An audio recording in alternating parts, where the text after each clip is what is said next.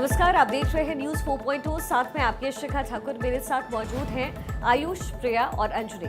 सबसे पहले बड़ी खबर का रुख करते हैं। उपराष्ट्रपति चुनाव को लेकर के दिल्ली में सियासी सरगर्मी समय तेज है।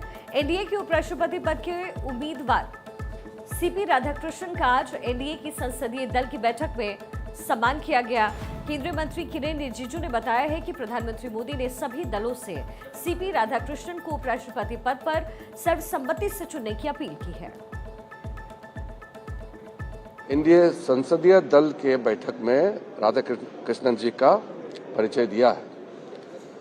परिचय के साथ साथ आदरणीय प्रधानमंत्री नरेंद्र मोदी जी ने अपील किया है कि उपराष्ट्रपति जी के इस चुनाव में जो उम्मीदवार एनडीए ने तय किया है उनको पूरे पार्टी मिलकर के, सब पार्टी का दल, सब एमपीज एक साथ आकर के सर्वसम्मति से समर्थन करें, ये आदरणीय प्रधानमंत्री जी ने अपील किया है।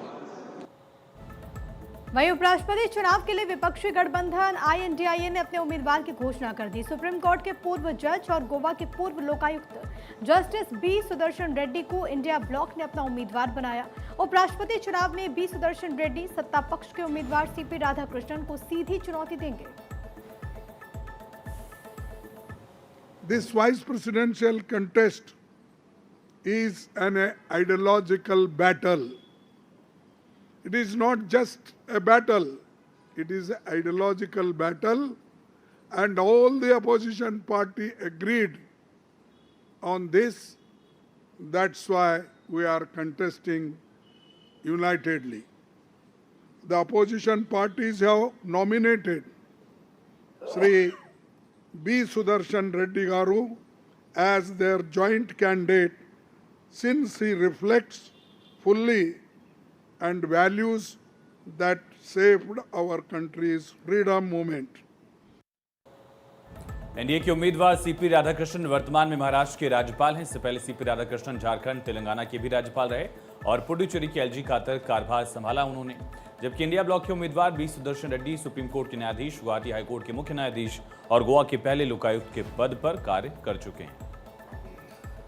उपराष्ट्रपति पद के लिए उम्मीदवारों के नामांकन की प्रक्रिया 21 अगस्त तक चलेगी। 9 सितंबर को उपराष्ट्रपति पद के लिए मतदान होगा और उस दिन शाम तक उपराष्ट्रपति के परिणाम की घोषणा कर दी जाएगी। चलिए अब खबरों में और आगे बढ़ते हैं। प्रधानमंत्री मोदी की अध्यक्षता में आज केंद्रीय कैबिनेट की अहम बैठक हुई है। इस बैठक में कई अहम प्रस्ताव पर केंद्रीय कैबिनेट ने अपनी मुहर लगाई है। पीएम की अध्यक्षता में हुई इस बैठक में कुल 9,814 करोड़ रुपए की विकास परियोजनाओं को मंजूरी दी गई। इन विकास परियोजनाओं पर जल्द काम शुरू होगा। वहीं केंद्रीय कैबिनेट ने राजस्थान के कोटा बूंदी में 1507 करोड़ की लागत से नया हवाई अड्डा बनाने का फैसला लिया है। केंद्रीय कैबिनेट ने ओडिशा के कटक और भुवनेश्वर में 6 लेन एक्सप्रेस नियंत्रण रिंग रोड बनाने का भी प्रस्ताव पास किया। इस परियोजना पे करीब 8,307 करोड़ की लागत आएगी। छत्तीसगढ़ में मंत्रिमंडल विस्तार की अटकलों के बीच बड़ी खबर सामने आई है। खबर है कि बुधवार को छत्तीसगढ़ सरकार के मंत्रिमंडल का विस्तार हो सकता है, इसकी संभावना है। छत्तीसगढ़ के राज्यपाल रमेन डेका ने मंत्रिमंडल विस्तार के संकेत दिए। रायपुर में राज्यपाल से जब एक पत्रकार ने मंत्रिमंडल विस्तार को लेकर सवाल पूछा तो उन्होंने कहा कि अभी तक कुछ इन्फॉर्मेशन नहीं है, लेकिन कुछ तो होने वाला है।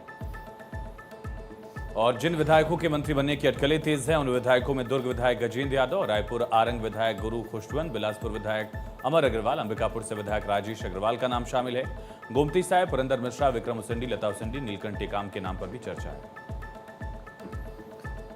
छत्तीसगढ़ के मुख्यमंत्री 21 अगस्त को विदेश दौरे पर जा सकते हैं। ऐसे में उम्मीद जताई जा रहा है कि अगर मंत्रिमंडल का विस्तार होगा तो बुधवार 20 अगस्त को उन विधायकों को शपथ दिलाई जाएगी जिन्हें मंत्रिमंडल में जगह मिली।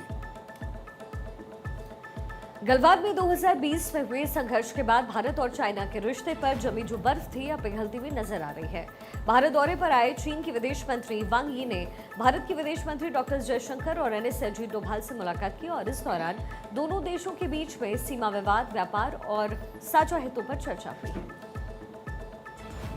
चीन के विदेश मंत्री वांग यी ने एनएस डोभाल से मुलाकात के दौरान कहा कि उन्हें खुशी है कि अब सीमाओं पर स्थिरता बहाल हो गई है। वांग यी ये भी कहते हैं कि मौजूदा वक्त भारत और चाइना के रिश्तों में सुधार का सही समय है। इससे दोनों देशों के विकास को रफ्तार मिलेगी। अमेरिका के टैरिफ वॉर के बीच चीन के विदेश मंत्री वांग यी का भारत दौरा बेहद अहम है, क्योंकि अमेरिका ब्रिक्स के सदस्य देशों पर भारी भरकम टैरिफ लगाकर लगातार मनमानी के लिए ट्रेड डील के लिए दबाव बना रहा है। चीन के विदेश मंत्री वांग यी और पीएम मोदी की मुलाकात इसलिए भी खास है क्योंकि पीएम मोदी बहुत जल्द चीन जाने वाले हैं और जहां पीएम मोदी शंघाई सहयोग संगठन यानी एससीओ के वार्षिक शिखर सम्मेलन में हिस्सा लेंगे।